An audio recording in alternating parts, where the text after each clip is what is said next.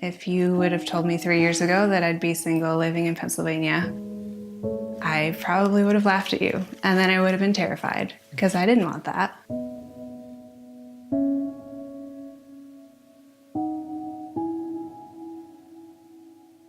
I've been married about 2 years.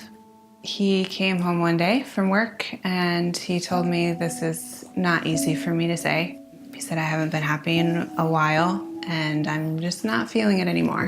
And I said, feeling like what? Like you love me? And he nodded and said, yeah, I don't love you anymore. I was in shock, didn't really know what to say. He left right away. I was just completely blindsided by that news from him, and it took a few months for everything to be final.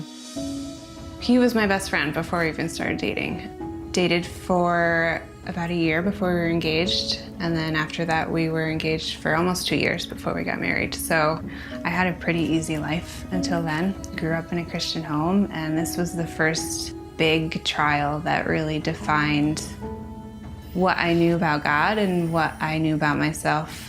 So for me, that's where my faith got real.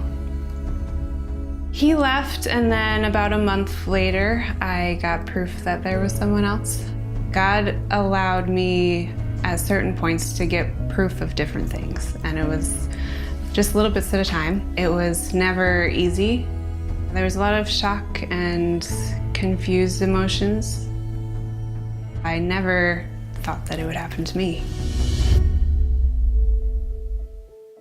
I thought about putting all his stuff on the curb, but I realized that I wanted to stay blameless. And what that looked like for me was not retaliating. For me, I didn't slander him on Facebook. I didn't turn to social media. I realized that I'm still his wife and I need to honor that commitment that I made.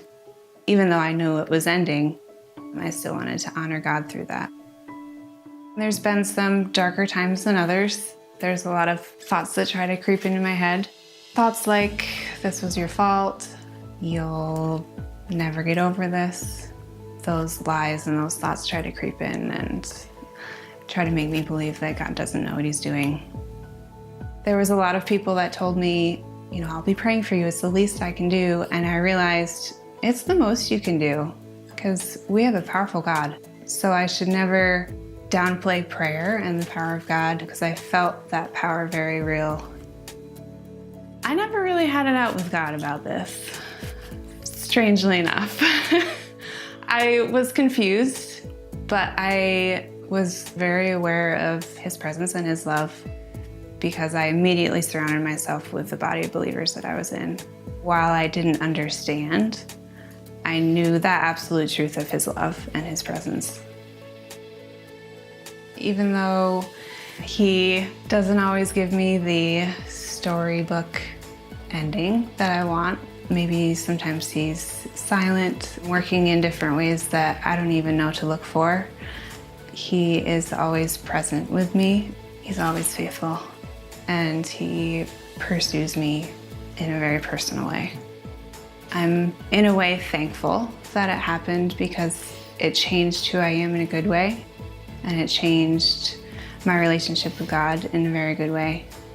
I wouldn't wish on anyone, but I am thankful that it happened to me.